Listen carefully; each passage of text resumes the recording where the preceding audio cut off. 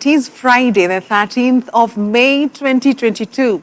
Good evening and welcome to Newswatch and Hope TV, where you look and live. I'm Tess Njenga and our sign language interpreter is Boniface Mureithi. We are also streaming live on YouTube and Facebook at Hope TV Kenya. Let's kick off. The son of nominated Member of Parliament David Ole Sankok will now be buried on Saturday, which is tomorrow, at his father's home in Ewaso Nyiro, Narok, following the conclusion of a second autopsy today.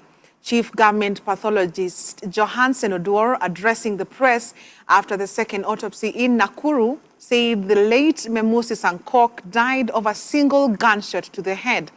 The initial autopsy had not established the type of gun used and the range. 15-year-old Memusi allegedly shot himself dead using his father's rifle in Narok after declining to go back to school on May 2nd. The late Hillary died as a result of a single gunshot to the head. And it was a contact wound, and the firearm which was used was a shotgun. The injuries, both internal and external injuries, are pointing toward a gun, which was a shotgun, which led to his death. Yes.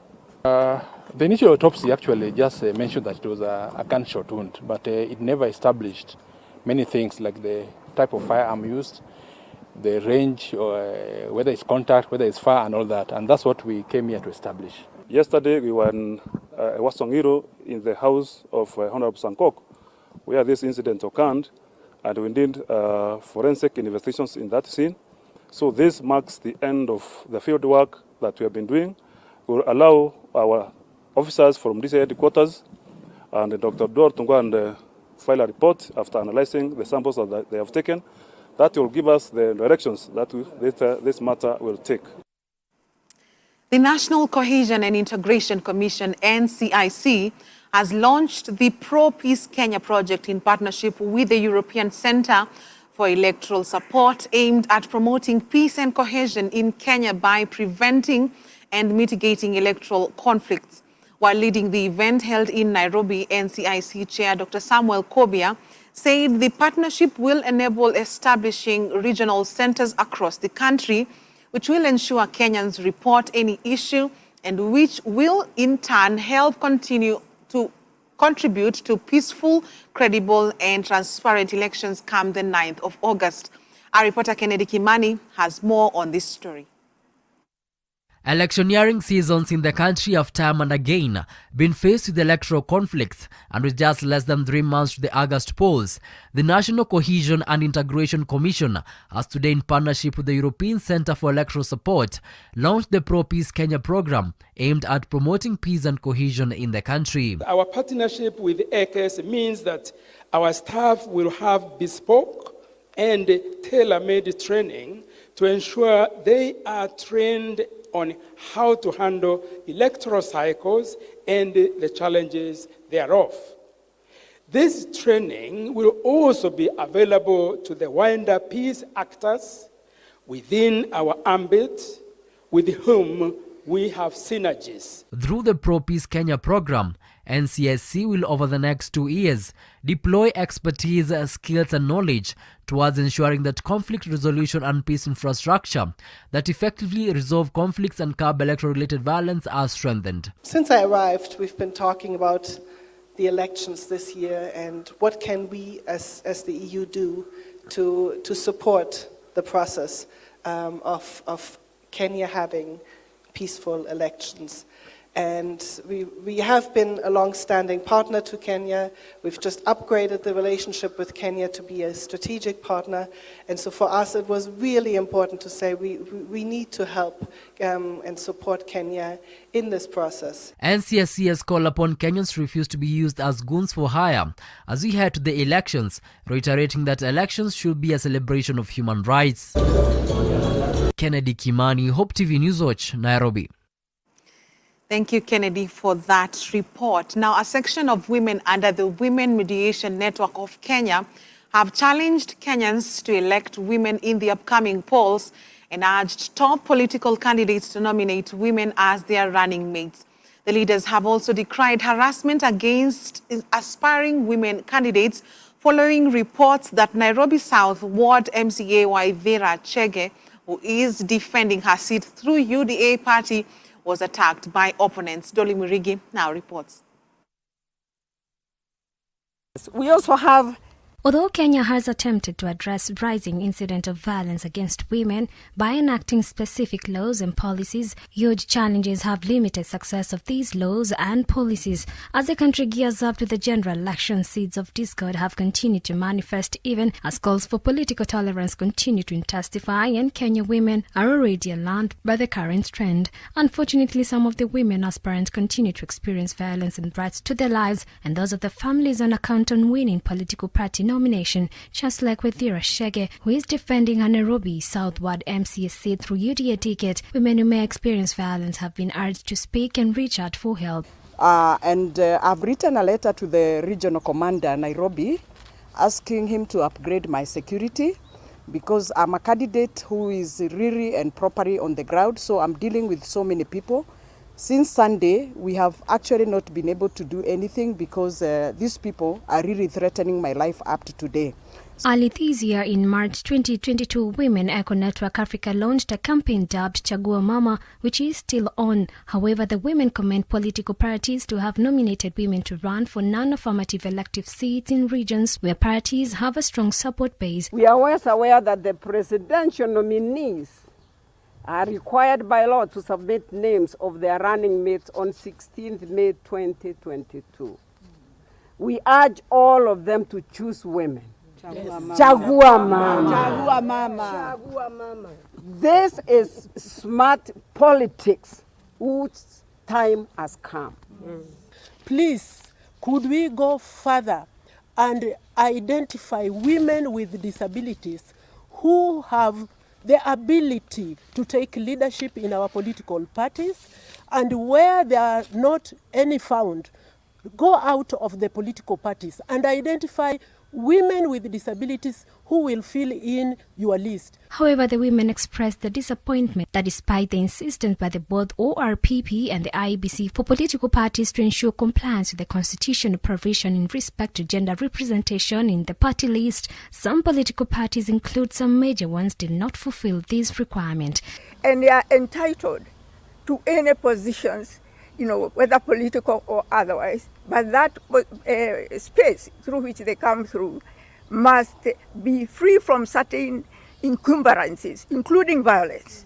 It's one of the setbacks. They have to campaign with decorum, with dignity, and they are subjected to violence. But if they are smart, then they know how to do. You report these incidents as quickly as possible.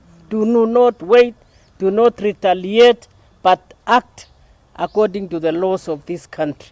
The women mediators and women leadership have vowed to keep vigil, pray and maintain their positions as guardians of peace and advocates for full integration of women and other special interest groups so that the country can maintain the standing in the community of democratic nations.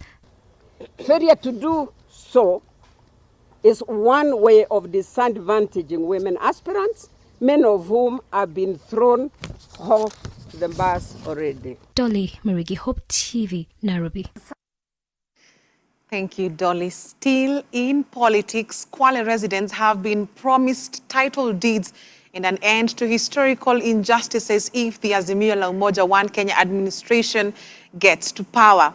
Speaking while addressing leaders at Kalalani Ward, accompanied by local leaders, the coalition presidential candidate Raila Odinga said his administration will be keen to revive cashew nuts and enhance industrialization to help boost the economy through empowering the middle class. Odinga, who urged residents to maintain peace ahead of the coming general elections, reiterated his commitment to exploring the blue economy. Katika eneo lote la Kinango Sairo zetu ziko mkononi baba. Maana katika kila kijiji ama katika kila ward kuna utata wa ardhi.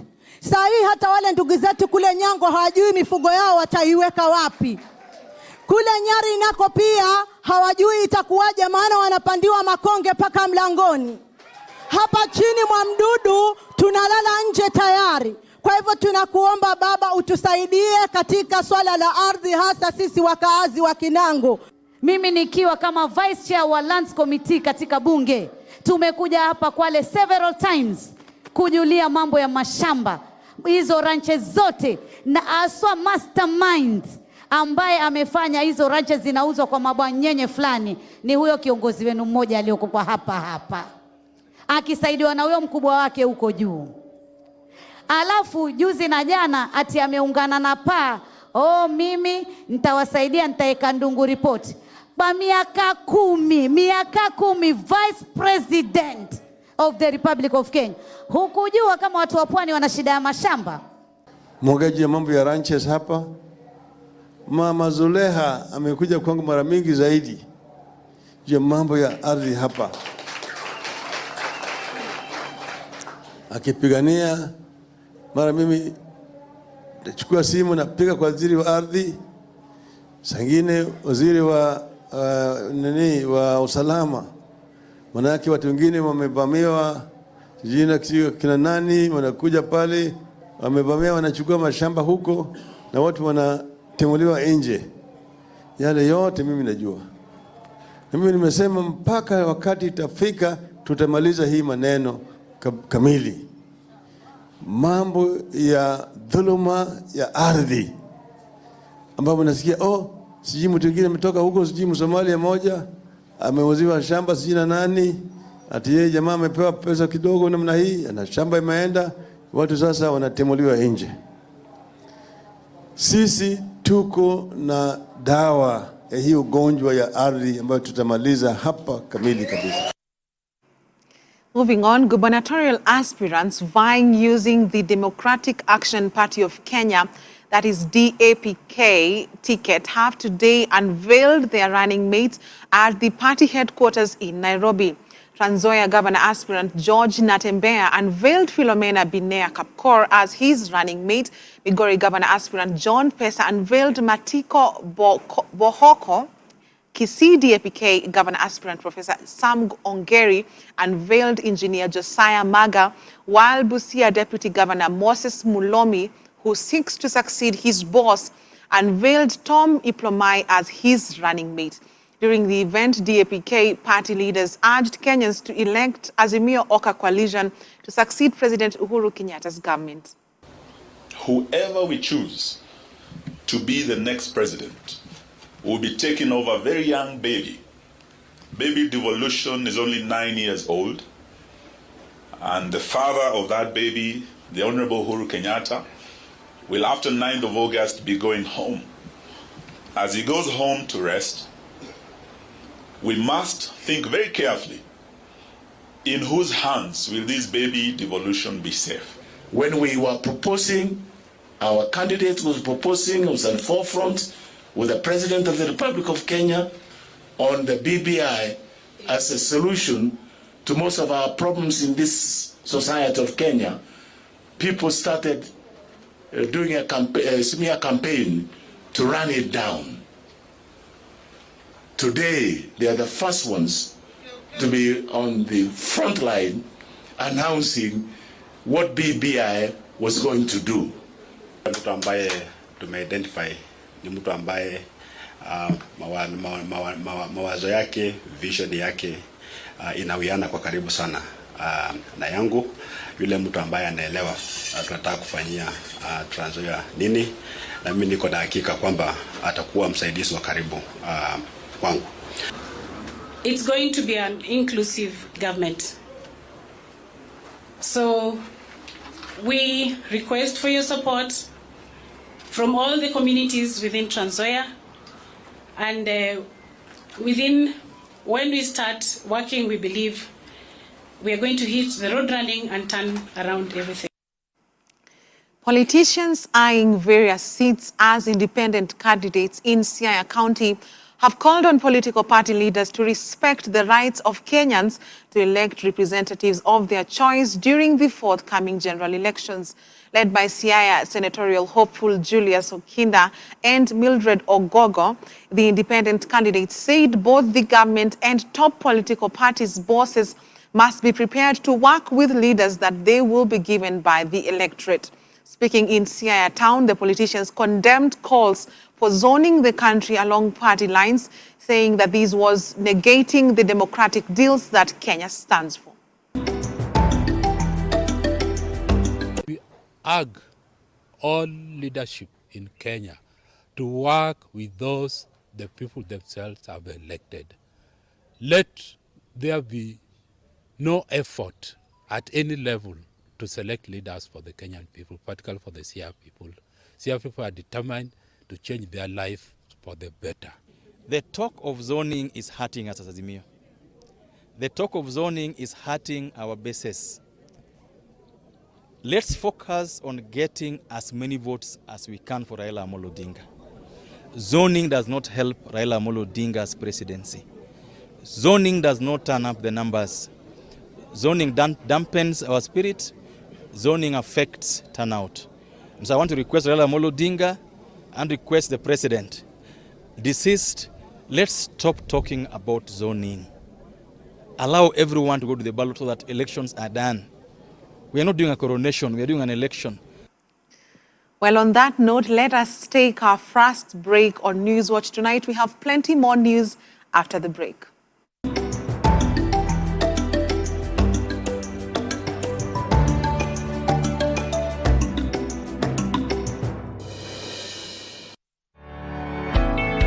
Yesu ndiye njia. Juu ya mwamba huu nitalijenga kanisa langu. Hapa leo hii tuko na msikiti wa Mariamu, msikiti wa Yesu.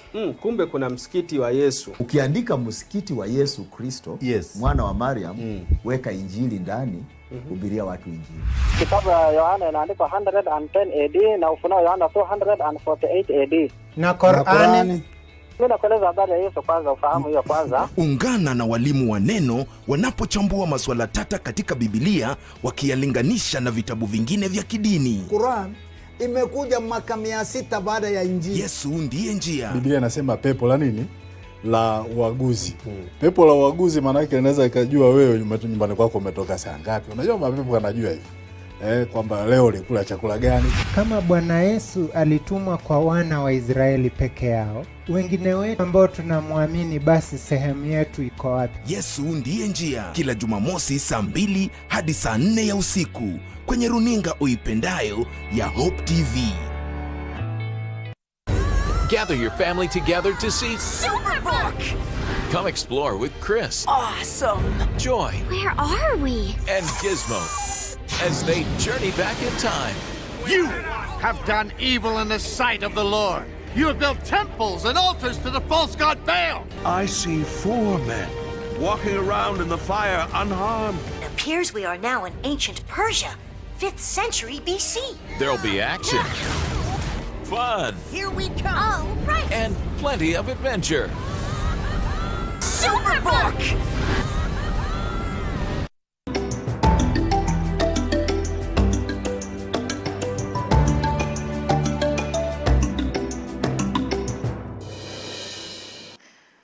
Welcome back. Let's continue. Following resurgence of juvenile criminal groups in Mombasa, Coast Regional Police Commander Titus Karori now says the government will deploy a special police unit from Nairobi to flush out criminal gangs in the coastal cities starting next week.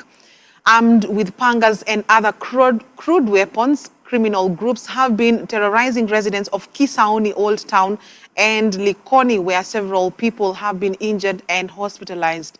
The police boss was addressing a security meeting attended by village elders from Kisauni sub-county at Mtopanga AIC Church. Unajua uhalifu ambao tunaanza kuona kwa sahihi,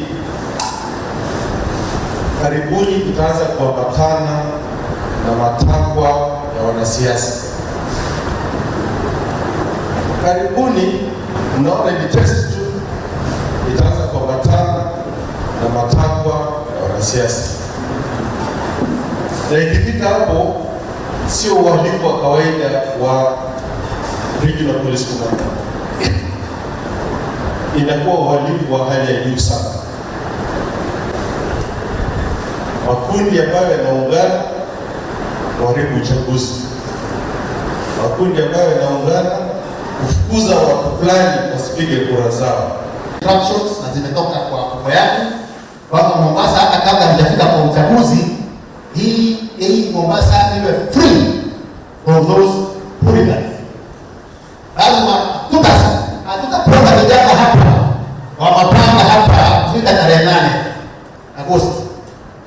Watu watakuwa jela. Italeta kikosi kingine kutoka Nairobi ambao tutasaidiana na sisi. Kwa hivyo wewe na kijana yako tayari. Weke tayari kama unajua yeye ataendelea na hiyo uhalifu, ungojee wale wafike kutoka Nairobi. Now, President Uhuru Kenyatta, who is also the patron of the President's Award Kenya, has commended young people who challenge themselves to do good within their communities through hard work and commitment. Citing the example of Kenyan sprinter Ferdinand Omanyala, who last Saturday entrenched his prowess in the short races by winning in this year's World Athletics Continental Tour, dubbed Kipkeino Classic. The president said the youth have the power and potential to drive the country to new frontiers. President Kenyatta was speaking at State House, Nairobi, during this year's President's Awards Kenya presentation ceremony.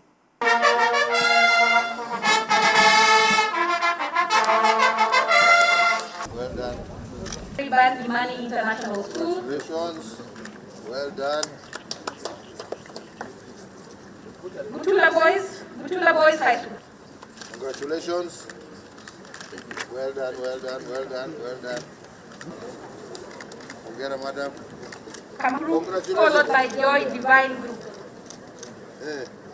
J-Quat Open Group, followed by Joy Divine. Ladies and gentlemen, today we celebrate the extraordinary amongst our pupils, our students, and our young people who have lifted our spirits and strengthened our resolve and pushed us towards a groundbreaking path of progress in our country. And indeed, I'm very proud to say that of all the events in my presidential itinerary, the one I most earnestly look forward to are the events that involve our young people, because they are our nation's future. And of these, the one I feel most honored to host is when we confer various awards for the exemplary achievements within the President's Award Program. So to each and every one of you, pongera sana. Pongezi, pongezi, pongezi. Now, local musician Bahati will now fly the Jubilee Party flag in the race for Mathare constituency Member of Parliament in the August general elections. This is after the ruling Jubilee Party reversed a previous zoning agreement with ODM, which would have seen incumbent Member of Parliament Anthony Oluoch remain the solo candidate in the race from the larger Azimio la Umoja One Kenya Coalition Party. Jubilee Party Secretary General Jeremiah Kioni, while handing the nomination certificate to the youthful candidate on Friday, lauded the singer for keeping up the fight and dedication to serving the country. Bahati, who recently decried being coerced to shelve his ambition for Oluoch, citing claims that the area was zoned for the Raila Odinga-led ODM party, said he was confident of clinching the seat come August. Kwa sababu yeye ni kijana, we are happy to have Bahati with us as a young man, representing everything that you think about this country in terms of even people who work hard from nowhere. Yes, you have an opportunity, an equal opportunity with any other person in this country, and within Jubilee. That is why we embrace him, even when it was a little difficult elsewhere. That is why we have him, and he is here to tell the young people of Kenya that sisi tuko na fikira, how can we help them? Come, make use of the opportunities that come your way. Kaleon.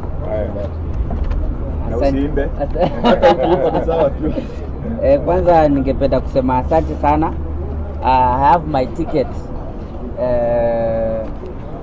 Najua tulikuwa na mambo mingi, but just to confirm that I have my ticket and I'm in the ballot as and I'm in the ballot with the Jubilee ticket and I can promise that I'm the next member of parliament, Mathare. And thank you so much to my party, Jubilee, for the opportunity to run as in the Jubilee Party. Looks like there is power in tears. Now moving on, a section of supporters of the New Democrats Party, NDP, in Kisii County have proposed NARC Kenya Party leader Martha Karua to be the running mate of the Azimio One Kenya Alliance presidential candidate Raila Odinga. The proposal comes hours after a committee appointed to vet applicants to the position concluded its interviews, handing over recommendations to the appointing authority for action. Addressing the media in Kisii while campaigning for area woman representative candidate Vicky Onderi, the supporters urged Odinga to pick Karua ahead of the August polls. Akiingia hii ushukani, Kenya yetu itaenda venye inatakikana kuenda. Martha Karua ataki mambo ya corrupt.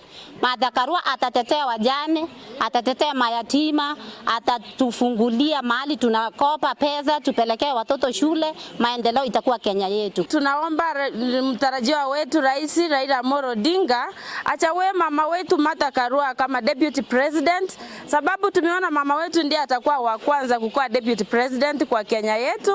Na tunajua tulielewa alikuwa waziri wa sheria, anaelewa sheria vizuri, atakuwa mama wa upaguzi, tunajua ataleta maendeleo, atatupigania kama wamama, kama wanyonge, sababu anaelewa sheria. President Uhuru Kenyatta today at State House, Nairobi, received credentials from Ambassadors John Nyakeru Kalunga, Democratic Republic of Congo, and Ana Filomena da Costa Rocha of Portugal, as well as High Commissioner Michael Upton of New Zealand. In his brief remarks, the president welcomed the 3 new envoys to Nairobi, wishing them a successful tour of duty and assured them of the government's full backing during their tenure of service. The new DRC envoy comes to the country at a time when the DRC joined the East African Community as a member state.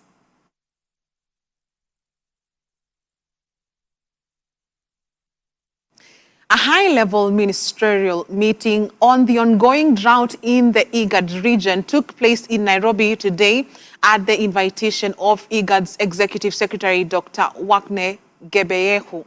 Ministers responsible for disaster risk management in Djibouti, Kenya, Somalia, South Sudan, and Uganda were joined by donors and international development actors to take stock of the situation, assess the immediate humanitarian needs, long-term resilient programming, and gaps in funding across the region.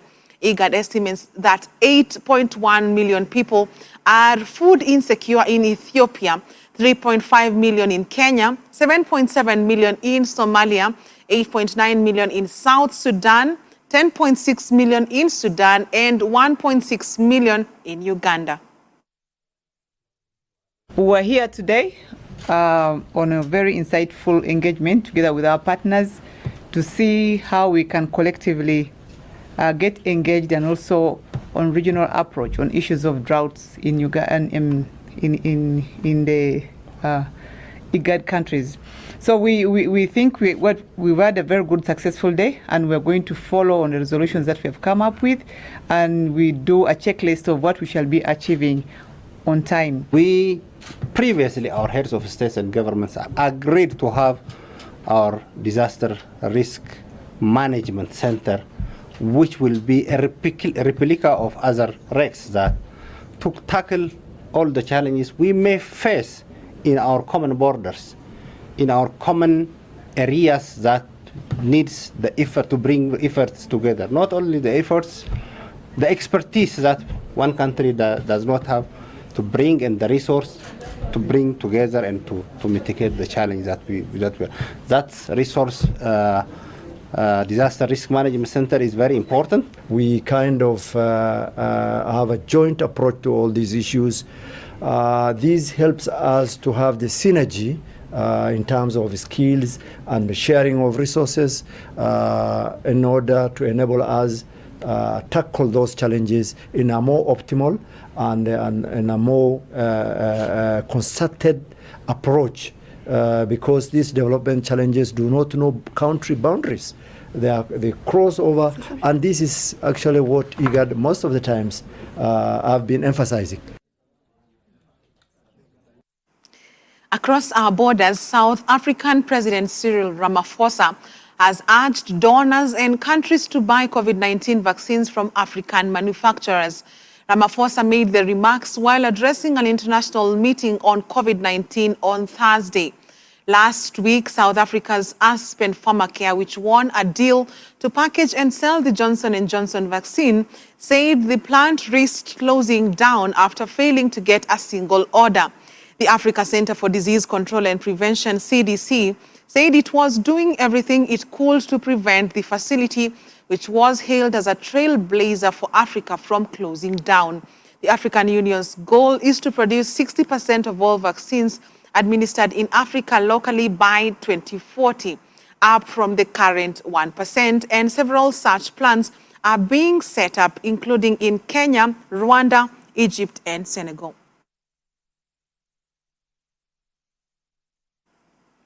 And Gabonese bishop and politician Mike Jokten held a press conference in the capital of Gabon, Libreville, to talk about his candidacy for next year's presidential election. In his speech, the president of the political party Gabon Novius said he aimed to build a unified society and called for changes in the electoral process.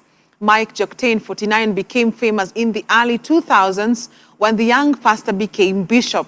Shortly after, former President Omar Bongo chose him as his deputy chief of staff. During his press conference in the capital, Libreville, the politician also insisted on the need for free and transparent elections and made suggestions which include the implementation of an electoral timetable. As for the moment, no dates have been set or revealed.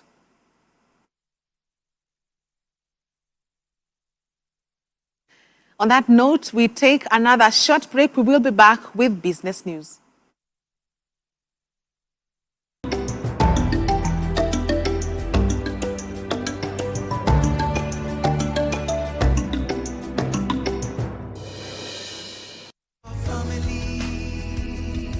Because women talk more and they are not very strong physically, when they want to hurt their husbands or their children or anybody, they use the tongue. Families under God. How can we continue to live carelessly in ease? Join Reverend Dr. Judy Mbugua as she imparts families through prayer, evangelism, and social transformation with the Word of God. You know, God is not asking you to manage. He's asking you to be available. Amen. And He will make you able and capable. Families under God, Sundays at 8:30 p.m. only on Hope TV.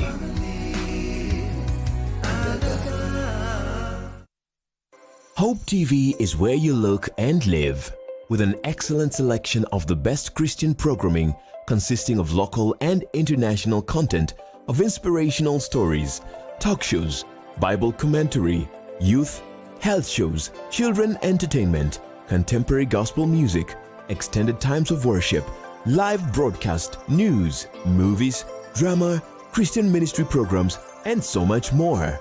Hope TV is another quality service from Christ is the Answer Ministries, with over 45% of authentic and credible local content every week. Hope TV is a sister station to Hope FM, Kenya's leading Christian radio station, with footprints across the country. Tune in to Hope TV, where you look and live.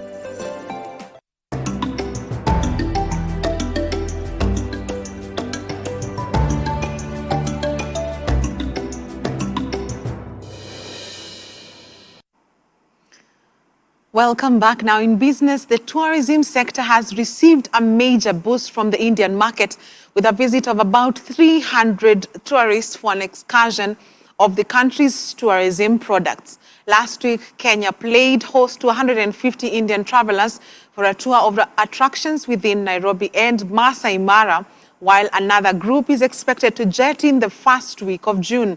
A trip which is part of an incentive program organized through Reliance Industries an Indian multinational conglomerate company, is a shot in the arm, to the sector that is picking up from the travel restrictions as a result of the COVID-19 pandemic. The visit comes as part of efforts by Kenya's Ministry of Tourism to boost MICE and leisure tourism, which is ideal for top executives and middle-level management visitors. We are excited as Kenya Tourism Board and welcome everybody, confirming that Kenya is open for business and we are here to provide memorable experiences. Kenya has so much more to offer, from the safari to the beach to the city, to the deserts, to the mountains, to sports tourism, among many others that Kenya has to offer. We've got 300 people from India over a period of 2 weeks. As you are aware, Safari Trails has been focusing on emerging markets, and India being one of them. And we are very, very grateful to our government, to our ministry, to resume the daily direct flights or the direct flights coming from India on Kenya Airways.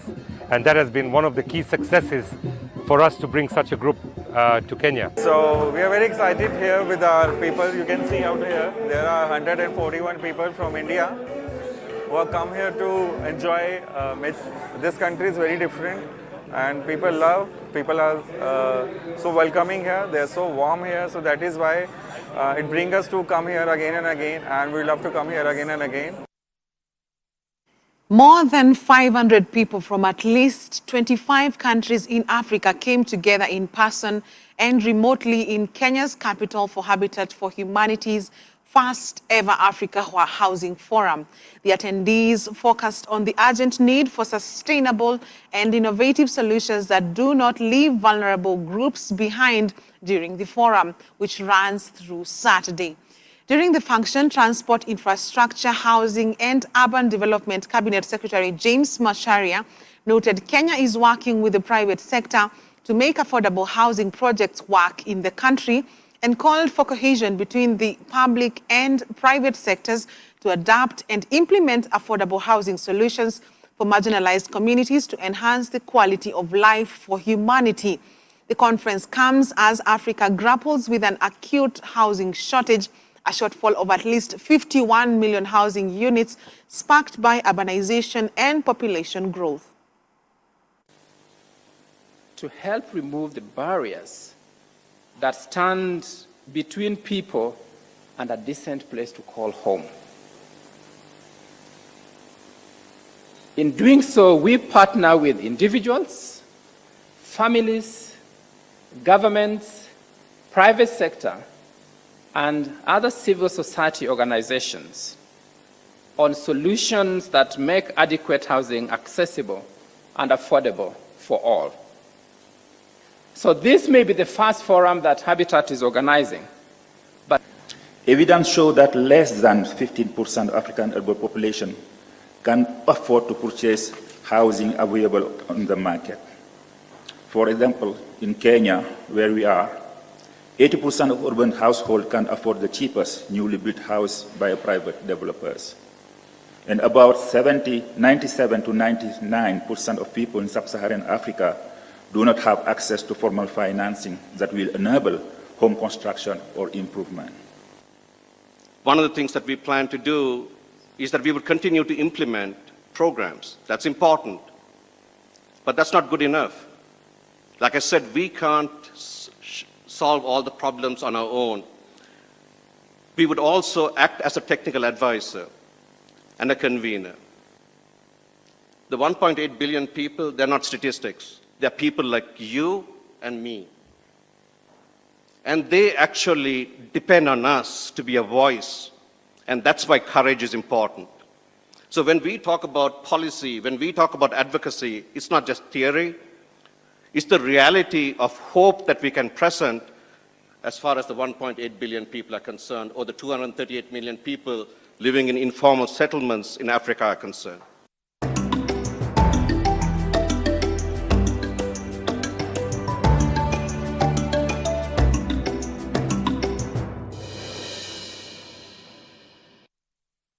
And in sports, all is set for the 2021-2022 FA Cup final, with Liverpool bidding to keep their quadruple chase alive in Saturday's FA Cup final against a Chelsea side, which is hoping to welcome incoming owner Todd Boehly with victory at Wembley. Jurgen Klopp's men have 4 matches left in their historic attempt to become the first English team to win all 4 major trophies in one season. Despite Chelsea being the home side for the final, they will be in their all-yellow away strip. Liverpool will be in their home traditional red kit. And Tottenham Hotspurs overwhelmed 10-man Arsenal to reignite their Champions League qualification hopes with an emphatic 3-0 win in the North London derby. Kane put Spurs ahead in the 22nd minute with a nerveless penalty. A well-worked corner led to Kane's second goal headed in from close range, and Son gleefully added a third after 69 seconds of the second half. The win moves Spurs to within a point of Arsenal, who have a tricky trip to Newcastle on Monday. Spurs' next game is at home to Burnley on Sunday.